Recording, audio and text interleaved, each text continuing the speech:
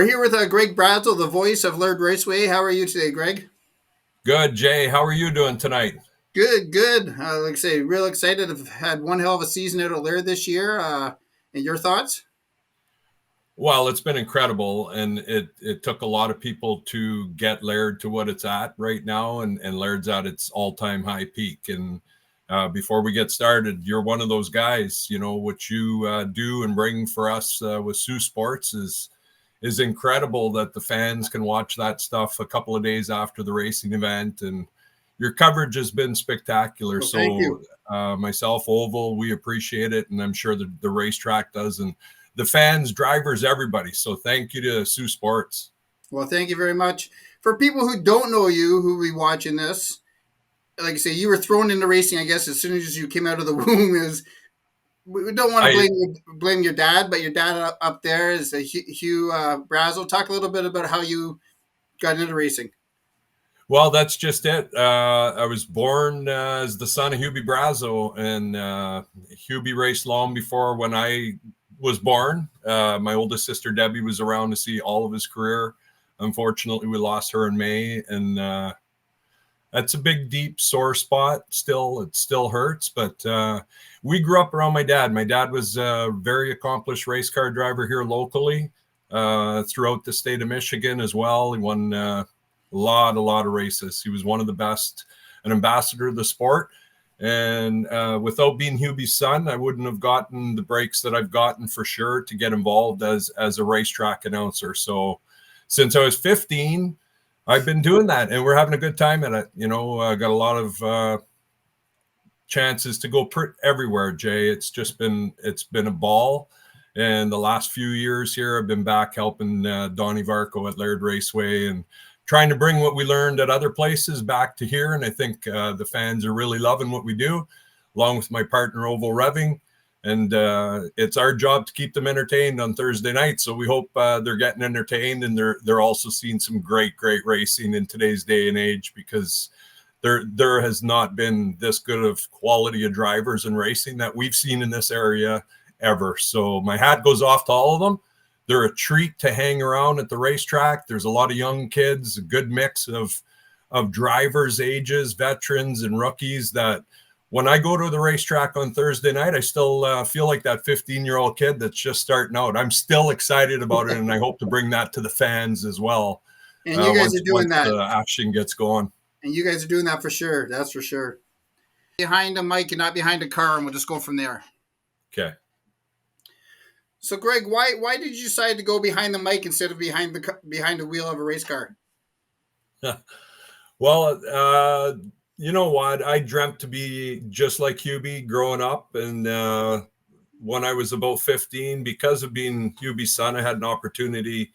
They needed a filler announcer at the Onaway Speedway, and I would joke about it with all the time. I'd go through sitcoms and imitate announcers. I used to have a pretty good Harry Wolf down pat, the old Greyhound announcer, and others. So I always played with it, and I thought, you know what? Yeah, I'll give you a hand tonight. I went up there, and honestly, Jay, I just had a ball, and I can remember you're getting a chance to announce Hubie Brazeau and Fred Page and Dennis Johnson and Virgil Morel and all the names that were at Onaway that night, and it was a lot of fun. I had a ball, and from there, the years have gone by. This is the 40th year now that I've been announcing. I've had chances to go to so many of the great racetracks to do this, and just enjoyed every minute of it. Got to meet all the great drivers throughout the years, and you watch them move up and into the NASCAR ranks or the Indy cars. And I wouldn't trade it for the world. It's a lot of fun. I always had that dream to be the race car driver, but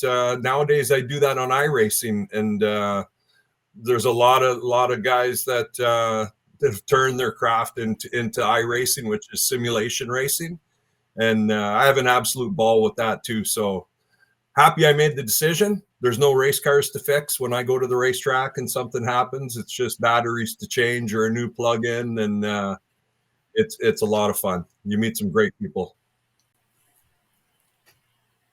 Yeah, so with you behind the mic, the one advantage you do have is you have niece and nephews racing, so you still have that part of the racing still, that with your dad not around, you still have that connection with your niece and nephews, right?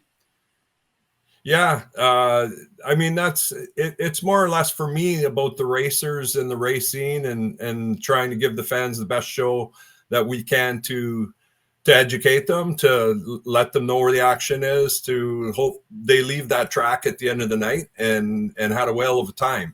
As far as nieces and nephews involved, I would have always been in the sport. It's great to see the kids following in our family footsteps. There's two nieces or one niece and two nephews out there on Thursday nights that you don't get a chance to cheer for as you're announcing for all of them. But it's sure nice to see them having success at the end of the night for sure. And, good for them. They've all had great seasons and we're all proud of them as a family. But myself at the racetrack, you don't get a lot of time to worry about your niece or your nephew while they're out there, unfortunately. Understandable. Now, if we're talking about Laird, what do you think the biggest surprises this year have been? The biggest surprises, there's been all kinds of them. How well the staff there works together, the race fans themselves, how incredible they've been. We haven't had a crowd under, I think, 3,300 since the start of the season, which is in that in itself is incredible. Like you'll go to a lot of big racetracks that they would be dying to have those types of crowds.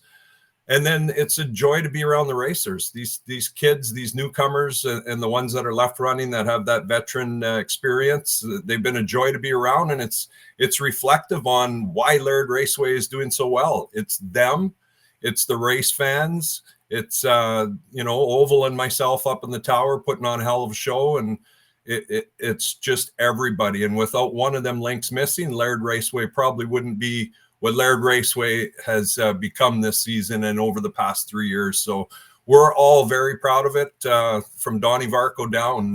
It's something that we haven't been able to see in Sault Ste. Marie for ever, so this is pretty special times to be a part of. And the success is very reflective of that, everybody. And for Laird this year, like you mentioned earlier, we have 11-year-olds to Rick Ellis, who's in his late 70s. So we have a 60-year span of driver age, right? It's incredible. We've got 5 great divisions, including the enduro division. We got rookies and veterans in every division. And like you said, Rick Ellis, he's raced forever since before my time. And you got the young kids as well. So it's a great future. It's something that we'll be able to look forward to for a few years here to take advantage of such great racing. And these kids are just going to get better and better. And you see them out there weekly, Owen Brown, and, there's some talent out there. Yeah, Kaylee Tucker is another one. She won her first race last week. That's just great stuff. When you got a family like the Tuckers coming in, it reminds us of my own family and the involvement and the dedication that it takes to become that top driver. And you got like 65 drivers at Laird that can go there on any given night and come away with a checkered flag. It's that tight out there. So it's really cool. I mean, I would have never, ever imagined it. And that's exciting. And we've had numerous different checkered flags this year. It's not just one driver every class more or less winning. No, we've had so many different winners in all the divisions. The super late models, my nephew Chase has been pretty dominant, and now it's nice. My other nephew Jordan had a slice of that pie last week. So, but there's others in that field. They're just those drivers are on top of their game. They're probably 2 of the best that we've got here locally, and that's not taking anything away from the others, because you got some great young drivers, Kevin Arrington and Jeremy Van Hoyk and the rest of that late model field, John Ross, and you go to the other divisions and you got Mark Laxo and Jerry Ross and Jason Harrington putting on a show last week, and he's done that for how many weeks? And you go down to the 4 cylinders and you got the 2 Viato brothers, like. Yep. Those are characters. You want to know why we're getting these big crowds. It's every race. You got the Viatos and you got Harton. You got my little yellow submarine that I nicknamed Sherrard in the 16 in that division. And the Jardins is there. We were able to watch Wyatt Dubois. He's another young kid, 16 years old from down in Michigan, come up last week. And these guys put on a heck of a show. They race, they're fierce. Today's racers are super clean. It's not that beating and banging, and it's a joy. And you got the factory stocks. I mean, the two Bebo brothers. How cool is that? Like, I have a hard time separating the Oh, 08 and the 80. their But numbers are they're too both going to close. be up there. Yeah, they are, and they're both going to be up there. But those are characters that bring you back to the racetrack next week, that you want to see them. And Tucker in that division, and Jay Palumbo's made his appearances there, and he's another one of the top racers in town now. He's been spending a lot of time out of town. We love to have him when he's in town, but it's a pretty special place to be. Jay is at the Laird Raceway for Thursday Night Thunder on a Thursday night. And to cap off the final Thursday night Thunder, like you said, your one nephew beat your other nephew, like you say, right just to the edge of the checkered flag. And you had a moment there with Jordan. How was that moment, like you say, that moment when he had the checkered flag and that hug on the front stretch? You know what? That's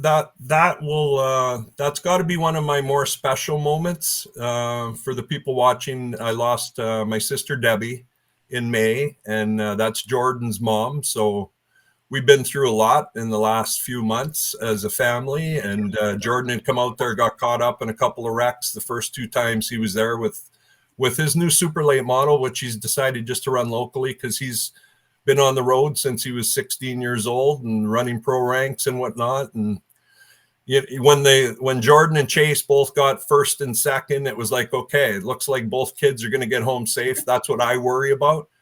When it all fell on the cards and the checkered flew, Jordan was the one that was barely ahead, but won a great race. I don't think Chase was passing him on that night. No. And then you walk on the racetrack and everything hits you. It's like everything that happened in the last 3 months comes tenfold, and that I knew Jordan would have been shook up, and it was just a very special moment. And the Laird crowd of, I think we had 3,800 there last week, Jay. It was just it was super, super nice to see, and the crowd, I think, really enjoyed it. It was a super night of racing, capped off by that, which I mean, how can you not go for Jordan Sims? For the people that know him, he's just a great kid. And not saying that because he's my nephew. He is.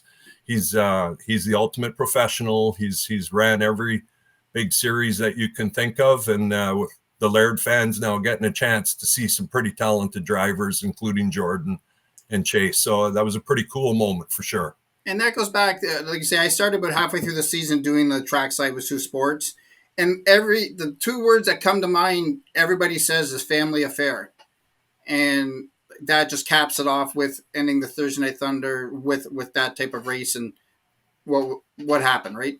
Absolutely. And every family down in that pit area is going through that same thing. We all have our issues that we fight through on a daily basis. And I think everybody could appreciate how good that would feel for Jordan that night, and his father, Barry, and my brother-in-law.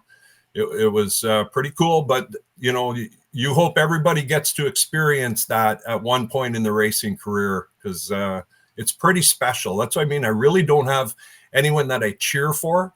I love all the winners when they get on that front stretch. It's one of the coolest jobs with being a track announcer, and is to greet those drivers. You're behind me with the camera most nights, but to see the excitement, to see the accomplishment fulfilled feeling that you see in their eyes, and you're the first person to greet them, and it's really, really cool. And going back, they all say the biggest night, checkered is great, but if they can put their car away, put away, and knowing that it's almost ready for next week is the biggest thing. And going back for Jordan, he had 3 straight weeks that he had, like I say, was caught up in cautions, not his fault, but so to end on that, the regular season, I guess you say, on that is huge, right? It was cool. Week one, he got into a lap one crash, caught up with a couple cars in front of him.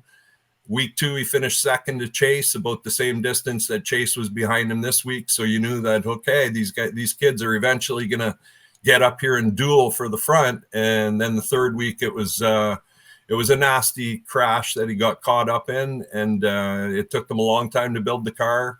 I know George Parsons, who we're celebrating his brother this weekend, but he's been a crew member with us for years with Jordan's cars, and Barry, my brother-in-law, Barry Sims, and McCall Racing. They had a lot of work to do on that car, and they pulled it off. So, Yep. I mean, it was super nice to see him make his way back when I found out he was coming back.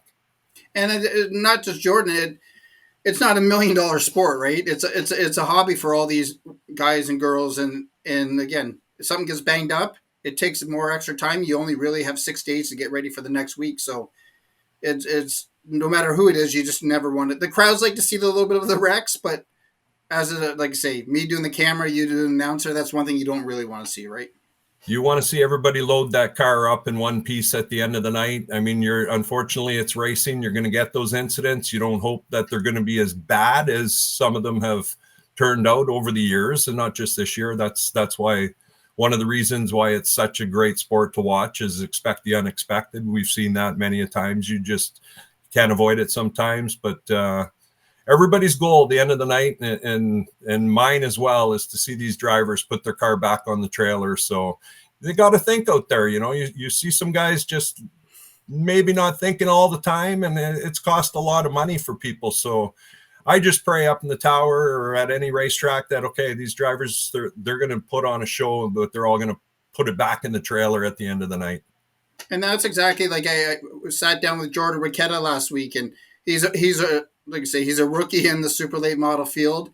And he said to me, he goes, that's going through my head no matter what corner. He goes, my first time out, I did 80 laps as a practice. Then he goes, somebody came out with one car, so I got a little nervous. And he goes, now I'm coming out like last weekend. I think there was 12 or 14 super lates. And he goes, I was a bag of nerves. So it doesn't matter who you are, how old you are. It's still the speed that'll that never change for them. Right? And speaking of Jordan, a rookie driver just got into it a couple weeks in, second fastest in qualifying last week.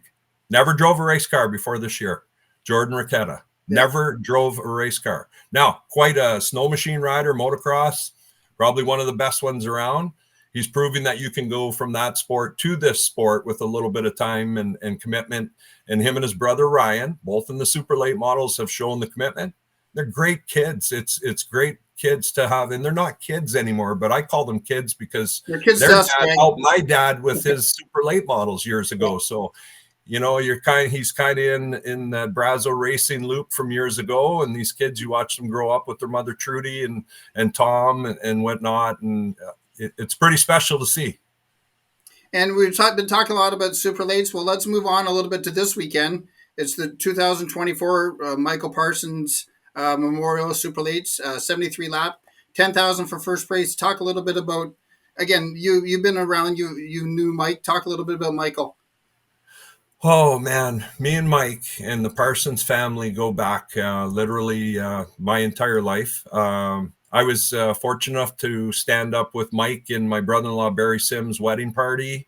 We were friends long before that, but the Parsons family and the Brazeau family have been friends for many years. We were a couple of maybe 3-4 people that had race cars through, some of them mid-years in the 80s that would be traveling quite a bit through Michigan and whatnot to find racetracks to run at. So the families got close. I know Michael then went on to help my nephew Jordan Sims, not to overtalk Jordan tonight, but Michael was his mechanic on that race car for a lot of years, through ASA and CRA series.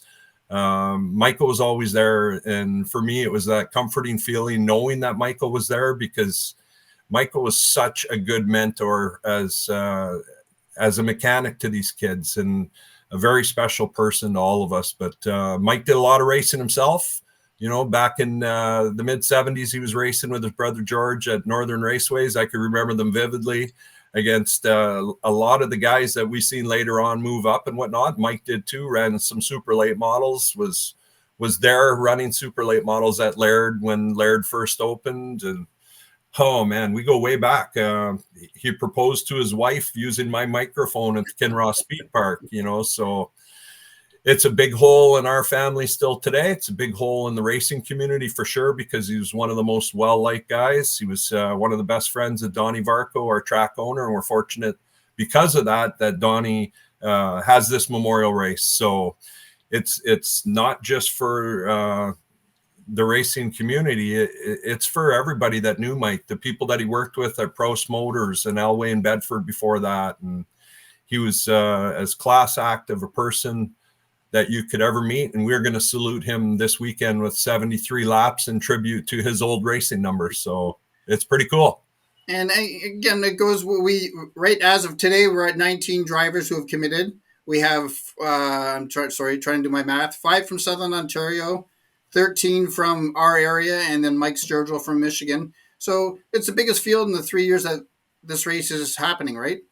Yes, it is. I think we started 18 last year, Jay, and it was one heck of a race. Chase Wilson was able to haul in the 10,000. The year before, we had it, and Dario Capriccio had won it. That's one of the Southern Ontario guys, and I know Dario's coming back this week. Yep. So those guys are tough, man. They want to come here and they want to beat the locals, and it's going to be a shootout. It's going to be a hard race to predict. So many things can happen in 73 laps. You're not always the fastest car that wins the race. The great world outlaw driver Steve Kinzer used to tell me, listen, I'm not the fastest tonight, but if I can put together 35 laps as consistent as possible, I could win this race. And there was a lot of times Stevie B standing down on the front stretch winning the feature race. And I stress that to the kids. Listen, man, you need to bang off exact lap times every race, or you're probably not going to win the race. And keep your nose clean, stay out of trouble. And if a driver does that in the 73 lap feature event, they're going to be there at the end. And that's the key. You want to be there around lap 60, lap 65. You got to be, right up there if you're planning to win this, to ready to make a move or holding off the rest of the field that's going to be coming after you. So we're going to see excitement like we haven't seen yet this year. That's a lot of race cars on a 3rd mile paved oval. And man, there's some good talent there that's coming this weekend. So if I wasn't announcing, I'm 100% sitting in the grandstand because I wouldn't miss a race like this. And we're just fortunate that we've got it in Sault Ste. Marie at the Laird Raceway, or in Laird, but in the Sault area at Laird, because we're going to enjoy it this weekend. And it's a 2-night show. Friday's the prelude. So you got a full show. It's a full points night, both nights. There's championships on the line in every division. They're all down to this weekend. Friday's going to be a huge night for that. Every driver's going to want to keep it clean and stay on the track if they're planning to win one of the Laird International Raceway Championships. They're not easy to win, and we've got 2 nights to settle it, along with the Michael Parsons Memorial, which is also a points race. And a couple of years ago, the championship was decided in that points race between Jay Palumbo and Dustin Jackson. And Dustin will be back this weekend, and I'm hoping he has a great weekend, because the talent that kid has is incredible. They've had some issues this year with trying to get the right motor combination for Dustin. And I'll tell you, I leave there some nights and my heart's ripped out that kid's not up front, because he is one heck of a wheelman. So Jay Palumbo will be there. I mean, Mike Sturgill's registered. We'll see if he's coming up from Michigan, and all the Southern Ontario, Kevin Arrington and Jeremy Van Hoyk. I mean, that's a star-studded field in today's super late model racing. And one thing that was added today, like you say, we're going to have more information on it tomorrow, is a meet and greet on the front stretch for the drivers. And I think for the fans, that's huge. The ones who don't go into the pits, they actually get to walk around the cars. They get to talk to the drivers before they race. And I think that's just, the interaction's huge for the track, right? Oh, 100% it is. That's a great addition. Finally, because we run on a Saturday, we'll have time to do something like that. So qualifying bumps up an hour earlier. So if you like qualifying, get there an hour earlier. And then the gates open, I believe, at 6:15, perhaps, for the autograph and meet and greet session. And that'll roll till 6:45 sharp, when we have to get everybody off the track in time for Annette Bouchard's national anthems. And then it's showtime. Yeah, and going back, Laird, they say Laird is one of the fastest 3rd mile, like you say, in the world. And I talked to Jordan Ricchetta, like his first night out, and he said to George Wilson later, he goes, "That is not an oval." And George goes, "No, that's a D shape." And that's totally, for drivers who aren't used to a different shaped track, that adds even more to racing, right? It sure does. The track's an oddball shaped. Donnie Varco, when he designed it, didn't do it as a perfect oval. He wanted something with a little bit of character. And after the second try, because it was a little narrow on the first try, he went back. They repaved, reconfigured that back stretch. So it is a D if you look over top on the drone shots or an airplane shot. And we'll have an airplane flyover as well Saturday night, something to look forward to. Terry Mortimer and his gang, they'll do that around the national anthem time to kick off the Michael Parsons Memorial. But that D shape's hard. You roll through 1 and 2, you're probably one of the fastest turns in any third mile that you'll see. You'll come into 3 that way, and then that's a tight corner coming out of 4. And I call it calamity corner. It's been a calamity corner. It's tough for newcomers to negotiate. You know, they want to show a little bit of patience coming through turn 4. But this is bad fast track. The late models hit speeds around 90 to 95 mile an hour down that back stretch after the big sweeping 1 and 2 turns. And it's exciting. I mean, the fans get to sit right on the racetrack. Not too many racetracks that you go to nowadays where that grandstands is planted right there for you to feel that excitement, and you sure feel it at Laird. Well, when those mods, all the cars, but when those mods and super lates come out, your chest is just, and you, like you say, the bottom row is not even 15 feet probably, right, from the track. Yeah, it's pretty tight, and you got your guardrail there and the catch fence and the safeties there for that, and it's very thrilling. So the track is it's a place to see for newcomers, and every driver that I've ever talked to after their first trip to Laird gets out of that car thinking, "Holy smokes, that track is fast." And when the sprint cars made it the world fastest third mile back in 2000, the asphalt was super fresh. It was the ultimate time for them to go out and set those speeds. And at like 12:072, I believe, is the fastest, or 12:031 fastest lap ever by a Terre Haute, Indiana top-notch driver, Kevin Newton. To see him and the rest of the gang back then, who I toured with quite a bit over the years, to come here to my hometown and put on a show, it was so cool. I mean, it was bad fast then. The track is a little bit slower now, but it's still really fast, and it's tricky. And going back, you say, they're flying over with the planes. Other than NASCAR, what other track has flyovers during the national anthem, right? Not a whole bunch of them that I've seen. That's a pretty good salute. And thank you to Terry and his gang. Terry, him as well. Him and Michael worked together for a long time on race cars. They enjoyed the sport. Terry tries to get out to the track as much as he can. And it's great to see him there. He's a very knowledgeable man. He builds his own airplanes. So watch for these guys this weekend, Saturday night around anthem time. There's 3 of them that are going to do the flyover salute for Michael. And that goes back Saturday night with Saultsports. Well, we streams on Rogers TV quite a bit. And Saturday's race will be on next week, but they're going to have 6 cameras out there. So for the drivers, for local drivers, they're not going to ever see themselves race with 6 different angles, right? No, that's right. It's a big opportunity for them, like we had talked at the start of the show, which you've done for us at Laird and the race fans and the drivers, to be able to watch the racing action, watch themselves. It's incredible. So to have Rogers here, that's humongous, Jay. It's 6 angles. Understand they're going to have cameras. We were talking last week. They're going to have them set up pretty near all the way around the racetrack. Some great views. You're going to really feel the speed a little bit more than we can get from the one camera up in the grandstands. So looking forward to it, and very happy to have Rogers coming up to the Laird Raceway for sure. And one thing, you don't have to do your hair because there's no camera in the booth on you in Oval, so you don't have to worry about that. Yeah, no, we're all good with that. Yeah. So final thing about the Parsons this weekend, let's say 2-day event. What's the most thing you're probably excited about the 2 days?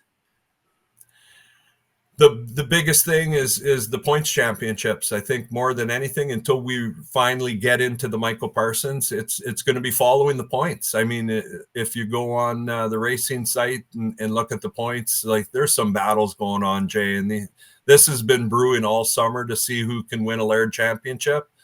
they're not easy to win. I mentioned it earlier. It's one of the tougher championships at any racetrack, the way that the point system runs here.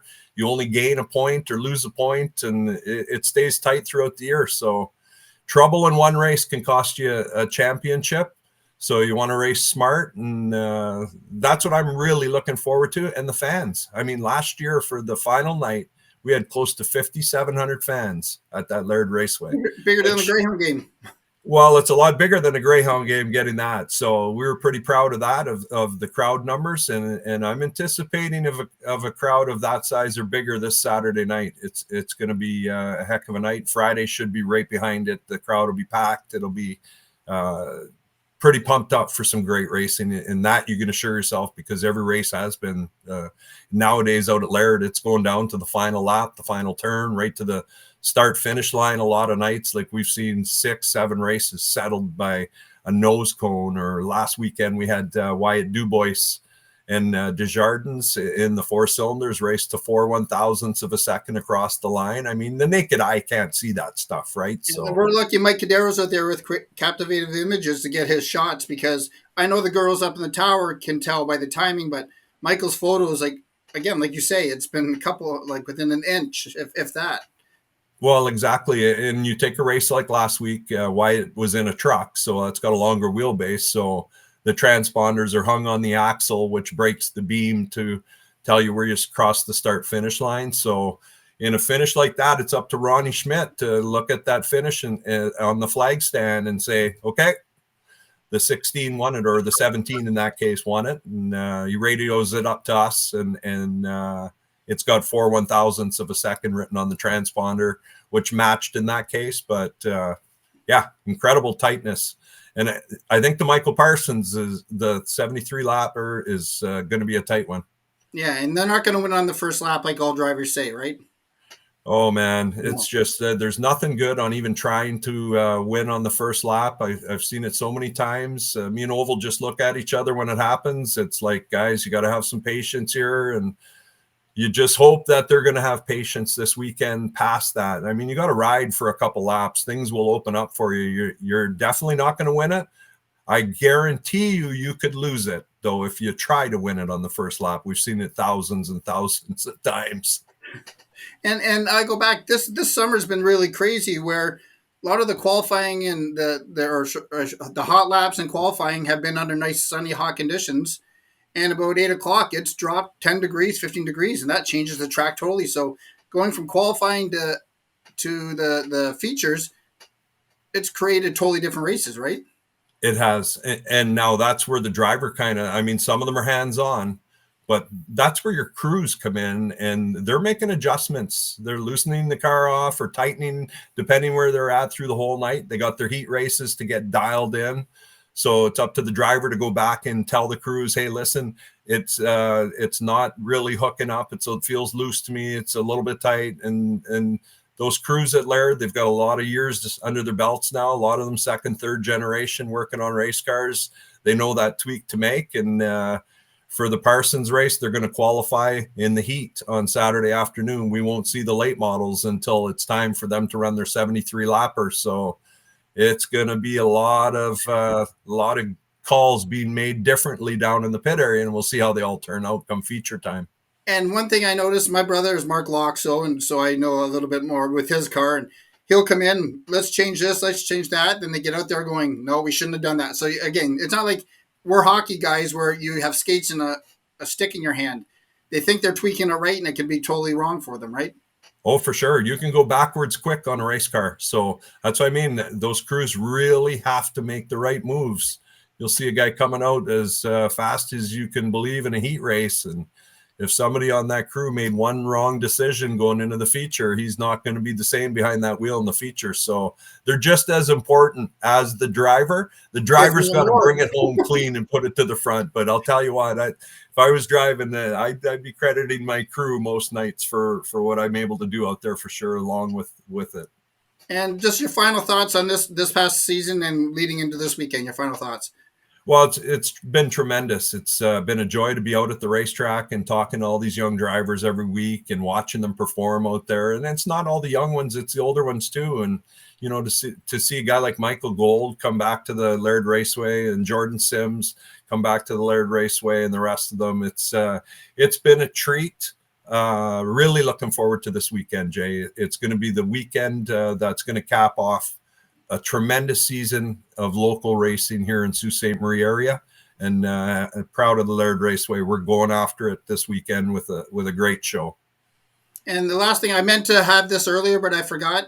And I'm not trying to put you on the spot here. You've had two emotional nights this year. As you had your other nephew Chase, who gives out checkered flags, go up into the stands, and talk a little bit about that one before we go. I forgot to bring that up. So my son Brett's got autism, and he is Laird's biggest fan. And I mean, he's Laird's biggest fan. There's not a day in my house that Brett doesn't ask about the Laird Raceway or ask about his favorite drivers. And he's got some favorite drivers. Jamie Foxx, he just absolutely loves him in the factory stocks. Chase and Jordan and Shanna. And it's not just the nieces and nephews, but he's got his favorites. And Chase went out of his way, giving away checkered flags to the kids as he's done when he's won feature events this year, to make a special trip through just an absolute mob scene. It really was. It was a lot of kids go down and get flags, and he went up in the grandstands, top row, in the Brett seats where Brett's sitting, and handed them that checkered flag. And I about passed out with emotion, but that's Chase. He is such a good kid. He's such a good kid. And Laird Raceway is filled with those great people now. It's a joy to be around. So get there. If you haven't been, this weekend is the time to go to the Laird Raceway for sure. Well, Greg, I can't thank you enough, and we'll see you on Friday night. You got it, Jay. And like I said, we thank you all from the Laird Raceway, Rita Varco, Donnie Varco, all of us. Thank you for what you do here with Saultsports TV. It's been incredible. It's been a big shot in the arm for the local racing scene. Thank you, brother.